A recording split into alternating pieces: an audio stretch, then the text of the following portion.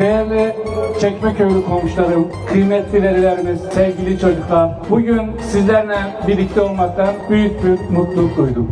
Hava güzel, insanlar pırıl pırıl, gözden içi gülüyor. Çocuklarımız eğleniyor. Onların neşesini, huzurunu görünce bizler de huzurlu oluyoruz, mutlu oluyoruz. Hoş geldiniz buraya, hoş geldiniz diyoruz. Bir araya gelmek, ekmeğimizi, lokmamızı paylaşmamız, sosyalleşmemiz, bir arada sorunlarımıza çözüm üretmek için bizim için önemli bir gün, önemli bir zaman. Ben de kıymetli başkanıma bu kadar melekleri bir araya getirdiği için çok teşekkür ediyorum. Kuvvetli bir alkış gelsin. Gönüllerine, yüreklerine sağlık.